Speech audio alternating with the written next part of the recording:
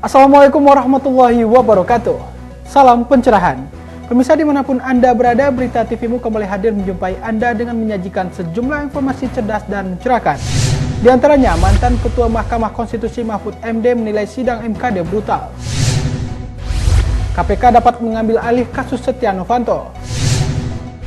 Serta informasi terkait pembekalan tim pemantau pemilu.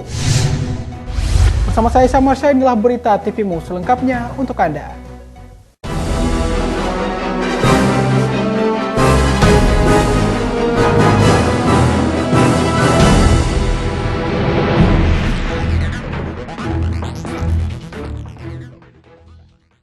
Pemirsa, sidang Mahkamah Kehormatan Dewan DPR RI yang memanggil Menteri Energi dan Sumber Daya Mineral Sudirman Said serta Presiden Direktur PT Freeport Indonesia Ma'ruf Samsudin dinilai telah jauh melenceng dari substansi masalah. Mantan Ketua Mahkamah Konstitusi Mahfud MD menilai sidang MKD tersebut brutal. Selama 2 hari berturut-turut masyarakat disajikan oleh tontonan sidang Mahkamah Kehormatan Dewan yang memanggil Menteri SDM Sudirman Said dan Presiden Direktur PT Freeport Indonesia Ma'ruf Samsudin untuk menjelaskan keterlibatan Ketua DPR RI Setia Novanto dan pengusaha Riza Khalid dalam kontrak perpanjangan PT Freeport. Di sidang MKD ini, para anggota Dewan berlaga bagaikan jaksa penuntut umum yang sedang menggali informasi kepada seorang terdakwa.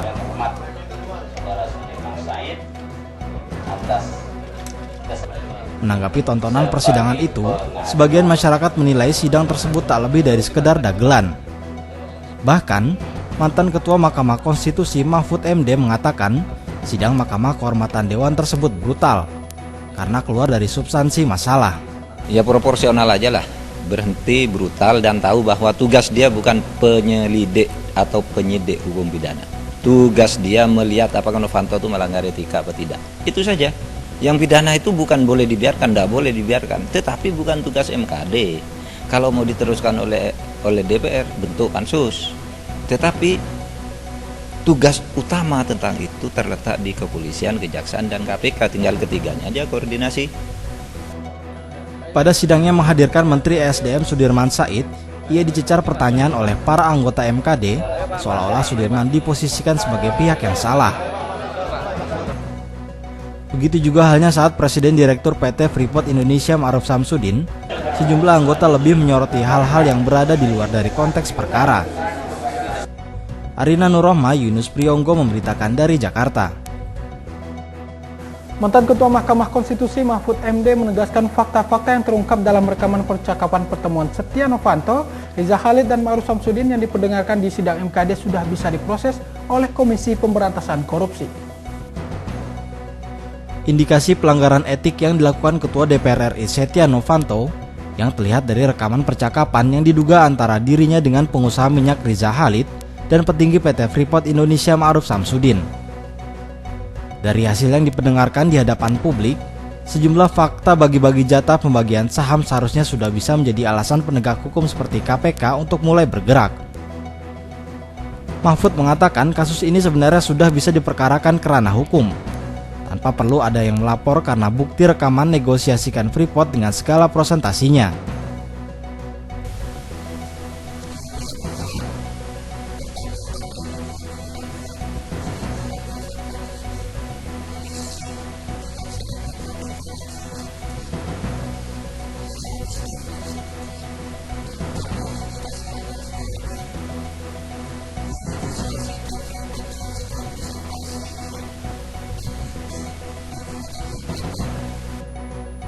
Dalam pasal 15 Undang-Undang Tindak Pidana Korupsi Nomor 31 Tahun 1999 tentang pemberantasan tindak pidana korupsi yang menyebutkan setiap orang yang melakukan percobaan, pembantuan atau pemufakatan jahat untuk melakukan tindak pidana korupsi dipidana yang sama sebagaimana dimaksud pasal 2, pasal 3, dan pasal 5. Arina Nurrohma, Yunus Priyonggo memberitakan dari Jakarta. Ya pemirsa, kasus perpanjangan kontrak PT Freeport Indonesia menyeret beberapa nama petinggi negeri ke dalam pusaran permasalahan. Jika rekaman Setia Novanto terbukti oleh Mahkamah Dewan Kehormatan, maka hal ini menunjukkan pelanggaran etika anggota legislatif. Anggota DPR yang seharusnya menjadi tempat bagi masyarakat Indonesia untuk dapat menyuarakan aspirasi rakyat, saat ini bukan politisi sejati yang mengedepankan kepentingan bangsa. terbukti dengan kasus perpanjangan kontrak PT Freeport Indonesia yang menyeret Ketua DPR RI Setia Novanto sebagai terduga pencatut nama Presiden dan Wakil Presiden.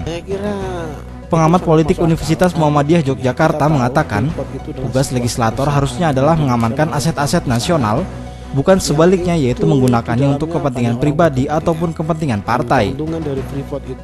Saya kira itu secara etika jelas melanggar ya, kode etik sebagai seorang legislator di Indonesia, yang kemudian harusnya adalah bagaimana mengamankan aset-aset nasional atau mengamankan saham yang ada di Indonesia, tetapi kemudian secara pribadi meminta saham, lalu itu tentu saja adalah untuk kepentingan pertama, kepentingan dirinya dan perusahaannya kalau dia punya perusahaan.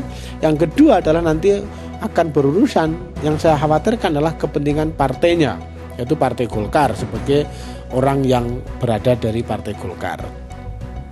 Zuli Qodir menambahkan, secara kode etik, etika anggota legislatif telah dilanggar dan masuk ke dalam pelanggaran etika yang mungkin ke depannya akan ada kompromi-kompromi politik.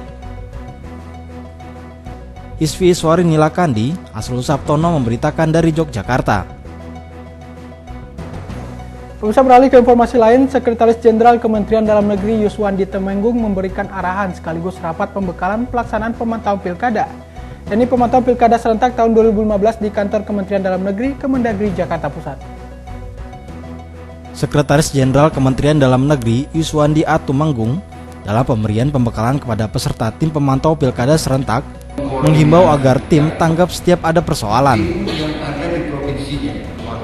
Dalam hal ini, Kemendagri akan menurunkan tim pemantau sebanyak 308 pemantau ke 269 daerah yang menyelenggarakan pilkada serentak pada 9 Desember 2015. Tim pemantau bertugas melakukan pemantauan secara keseluruhan untuk mencegah masalah yang mungkin terjadi pada pelaksanaan pilkada.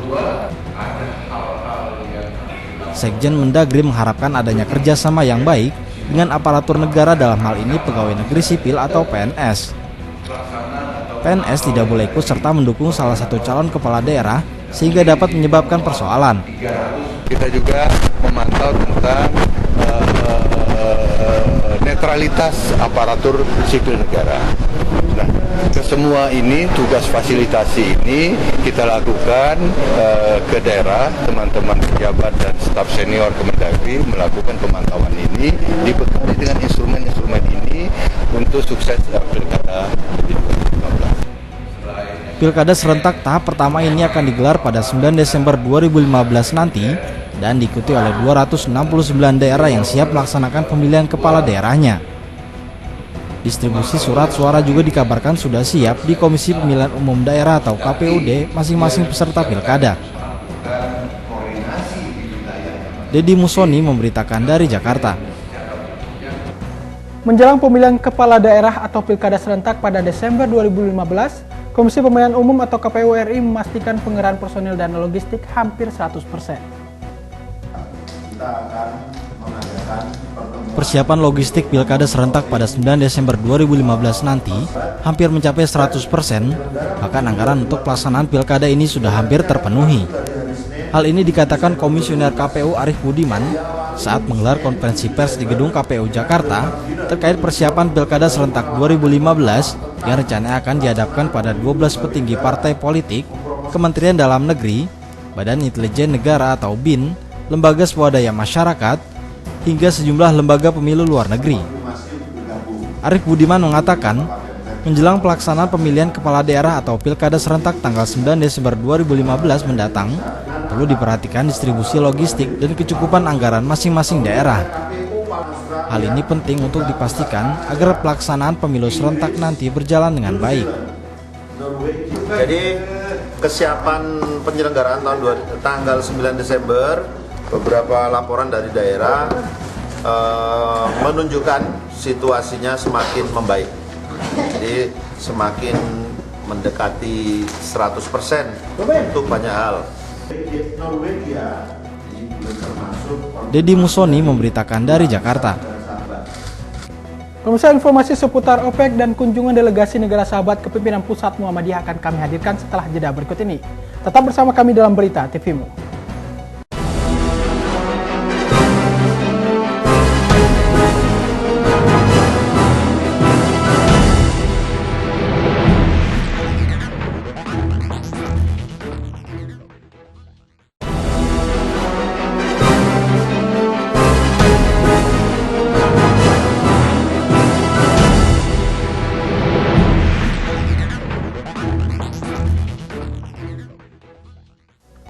Pemirsa, Anda masih bersama kami dalam Berita TVmu. Negara-negara yang tergabung dalam organisasi pengekspor minyak atau OPEC menyambut bergabungnya kembali Indonesia sebagai anggota kartel minyak dunia ini. Pemerintah Indonesia secara resmi menyatakan niatnya untuk bergabung kembali dengan OPEC pada Juni 2015. Organisasi negara-negara pengekspor minyak atau OPEC akan meresmikan kembali bergabungnya Indonesia ke dalam organisasi kartel minyak dunia ini. Wajar saja, Indonesia adalah bagian dari OPEC selama hampir 50 tahun.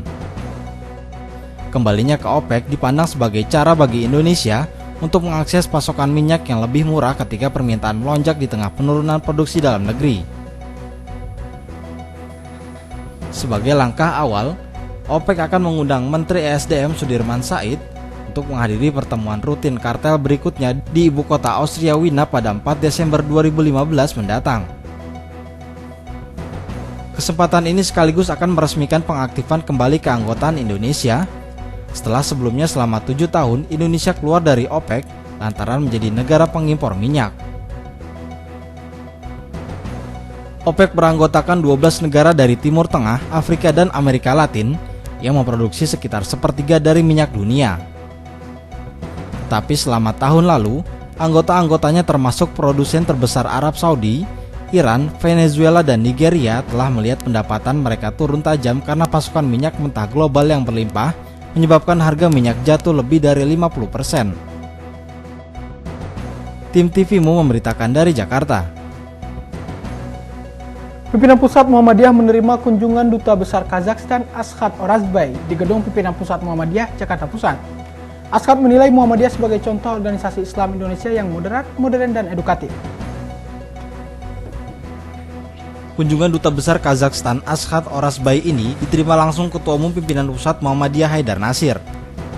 Haidar Nasir selaku Ketua Umum Pimpinan Pusat Muhammadiyah menjelaskan, tujuan kunjungan ini untuk saling memperkenalkan negaranya masing-masing, khususnya Muslim di Kazakhstan yang mencapai 19 juta orang, dan Muslim di Indonesia khususnya Muhammadiyah yang menjadi salah satu organisasi Islam terbesar di Indonesia. Kazakhstan sebagai negeri Muslim yang penduduknya sekitar 19 juta yang ingin juga memperkenalkan negaranya. Yang kedua, mereka terutama Pak Dubes ingin lebih paham lagi tentang Muhammadiyah dan Islam Indonesia yang bagi mereka adalah negeri Muslim terbesar di dunia dan menampilkan Islam yang moderat gitu ya. Yang berikutnya juga sebagaimana dubes-dubes sebelumnya ada tawaran untuk berkunjung ke Kazakhstan sekaligus juga membuka peluang untuk kemungkinan kerjasama yang bisa dilakukan Muhammadiyah dengan pemerintah Kazakhstan. Selain itu, dari hasil pertemuan ini, Duta Besar Kazakhstan menilai Muhammadiyah merupakan contoh organisasi Islam di Indonesia yang moderat, modern, dan edukatif. Dan ia berharap Muhammadiyah mampu memberikan pengaruh perubahan yang positif yang menunjukkan bagaimana umat muslim yang seharusnya ada di kondisi dunia seperti saat ini, di mana banyak bentuk terorisme mengatasnamakan muslim dan merusak nama muslim. We know Muhammadiyah is one of the biggest Muslim organization in Indonesia.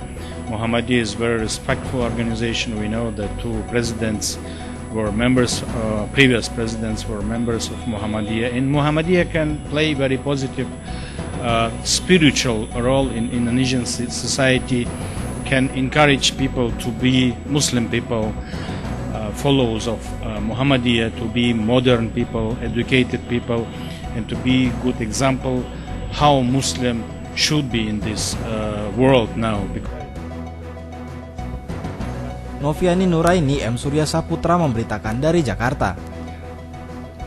Pimpinan Pusat Muhammadiyah menerima kunjungan dari Lembaga Swadaya Masyarakat Kemitraan yang diterima langsung oleh Ketua Umum Pimpinan Pusat Muhammadiyah Haidar Nasir. Kunjungan ini bertujuan untuk mengajak Muhammadiyah bergabung dalam aliansi yang mendukung adanya komodifikasi Undang-Undang Pemilu.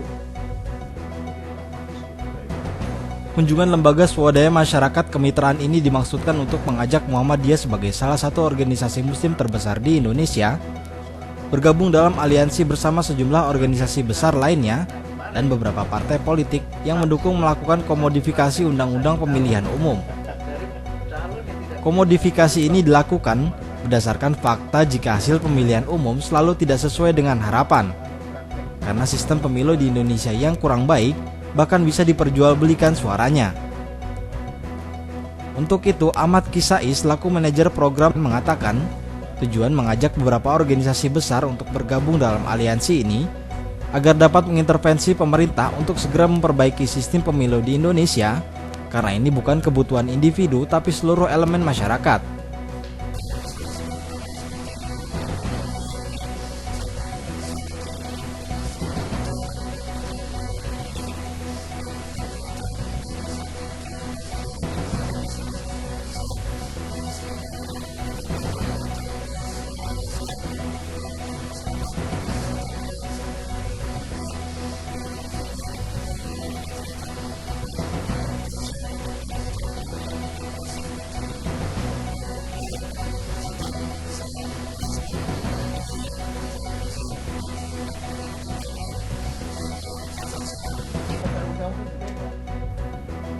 Menanggapi kunjungan ini, Ketua Umum Pimpinan Pusat Muhammadiyah Haidar Nasir mengatakan Muhammadiyah belum bisa memberikan keputusan sebab masih harus membaca kitab undang-undang pemilu yang diajukan LSM Kemitraan ini.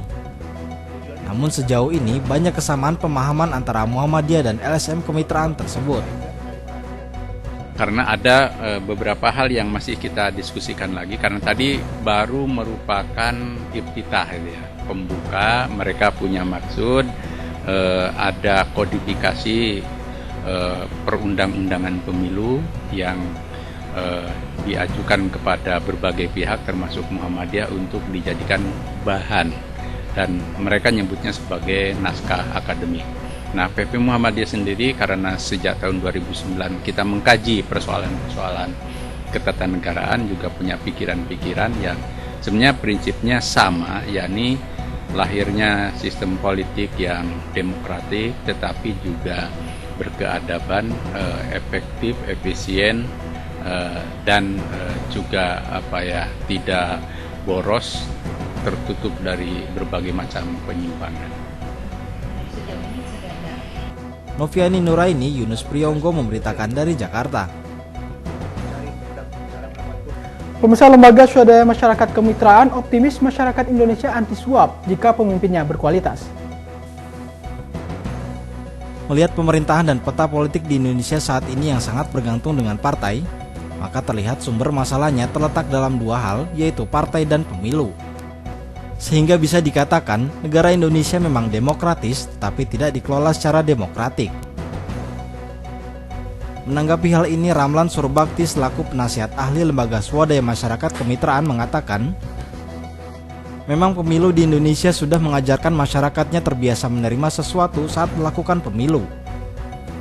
Sehingga di Indonesia uanglah yang berkuasa, bukan kedaulatan rakyat. Namun Ramlan optimis, jika partai dan calon pemimpinnya menunjukkan kualitasnya, masyarakat Indonesia tidak akan tergiur dengan segala janji-janji manis. Ada yang mengatakan, apa betul pemilih kita itu mata duitan? Ternyata juga tidak. Begini, kalau saya perhatikan beberapa daerah, kalau calonnya itu bagus, bukan lagi janji tapi sudah bukti gitu, dikasih uang nggak mau. Karena dia tahu ini calonnya memang akan bukan akan tapi sudah terbukti gitu. Tapi kalau partainya atau calonnya memang nggak bisa diharapkan, daripada nggak dapat apa-apa, gitu. Tapi kan itu soal moralitas, Pak. Saya yakin rakyat kita itu ingin yang lebih bagus, gitu ya. Kalau partai bisa memberikan bukti, tidak hanya janji, kalau pasangan calon itu beri bukti, gitu, dikasih duit nggak mau. Ramlan pun menambahkan mengubah moralitas dan mental masyarakat Indonesia dalam hal ini memang tidak mudah. Namun setidaknya bisa dimulai dengan memperbaiki sistem pemilu di Indonesia dengan melakukan revisi pada undang-undang pemilu agar nantinya pejabat yang terpilih adalah mereka yang berkualitas, bukan yang memiliki banyak uang dan tidak berujung pada kasus korupsi seperti yang terjadi di Indonesia hingga saat ini. Noviani Nuraini, Yunus Priyonggo memberitakan dari Jakarta.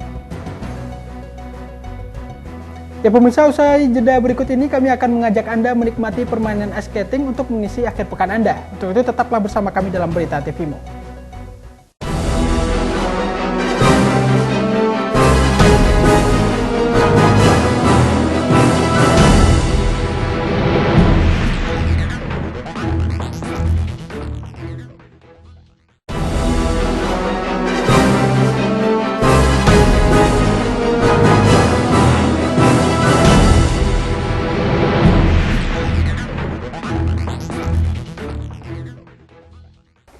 Ya pemirsa, terima kasih Anda masih bersama kami dalam Berita TV-mu. Pemirsa, menikmati liburan di akhir pekan bersama keluarga tentunya menjadi tradisi yang biasa dilakukan masyarakat. Nah, bagi Anda yang masih bingung mengisi akhir pekan dengan keluarga, permainan ice skating bisa menjadi salah satu alternatif untuk Anda. Untuk menghilangkan kepenatan di ibu kota, moto keseruannya berikut liputannya untuk Anda. Melakukan ice skating ternyata tidak mudah. Ini adalah pengalaman pertama saya mencoba ice skating, tapi bagi Anda yang menjadi salah satu pemula dalam memainkan ice skating, Anda tidak perlu khawatir.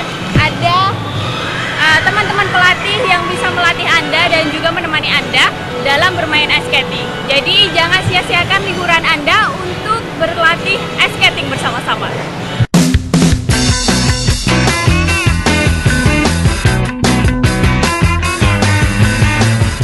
Jika Anda masih pemula, wahana ice rink selalu melengkapi fasilitas pelatih untuk melatih Anda meluncur di es. Cukup membayar Rp100.000 saja, Anda dapat menikmati pelayanan pelatih ice skating ini.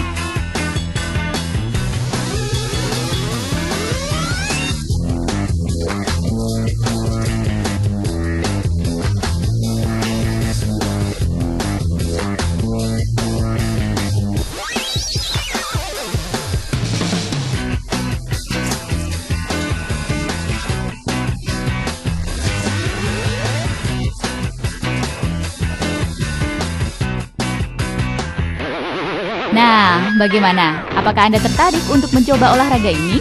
Tak perlu berpikir panjang, segera mengajak keluarga Anda untuk menikmati wahana ini.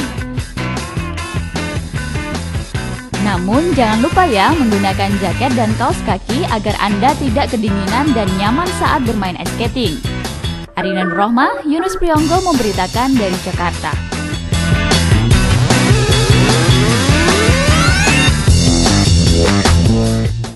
Bagaimana pemirsa, seru bukan? Anda bisa mengajak keluarga Anda bermain ice skating di akhir pekan seperti ini. Dan pemirsa, akhirnya saya Samarsa bersama kerabat kerja yang bertugas mengucapkan terima kasih atas kebersamaan Anda. Salam pencerahan, wassalamualaikum warahmatullahi wabarakatuh.